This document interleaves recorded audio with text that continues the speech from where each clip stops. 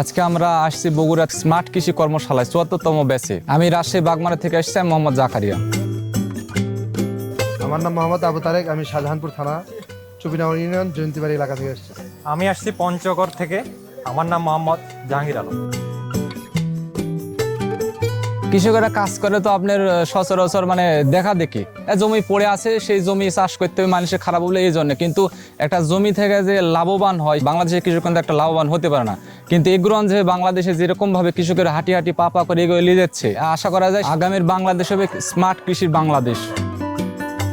আজকে এই ৭৪তম স্মার্ট কৃষি কর্মশালায় আমরা শিখলাম স্মার্ট পদ্ধতিতে কিভাবে আমরা কৃষি কাজ করব এবং আমাদের কৃষির উন্নয়নের জন্য আমাদের কি পদ্ধতিতে বা কিভাবে আমাদের এই কৃষি কাজগুলো পরিকল্পনা সেজে এবং তা মাঠে প্রয়োগ করার মাধ্যমে কিভাবে আমরা বেশি বেশি ফসল উৎপাদন করে স্বাবলম্বী হব, এগুলো আমাদের এই আজকে স্মার্ট কৃষি কর্মশালায় প্রশিক্ষণ দিয়েছে আমাদের স্যার। সেই সম্পর্কে আমরা অবগত হয়ে আমরা আমাদের জমিতে যা চাষ করে এবং সফলতা অর্জন করতে পারি সে লক্ষ্যে আমরা এখানে আজকে উপস্থিত হয়েছি। আসলে আমার পক্ষ থেকে বলবো যে এই ধরনের প্রশিক্ষণ সাধারণ কৃষকদের জন্য অনেক উপকারী, কারণ একজন কৃষক কিভাবে ফসলে অধিক মুনাফা লাভ করবে এবং অধিক ফলন ফলাবে, আর অধিক ফলন হলেই কৃষকের লাভ। এই জন্যই আমাদের ট্রেনিংগুলা কৃষকের জন্য অনেক উপকারী।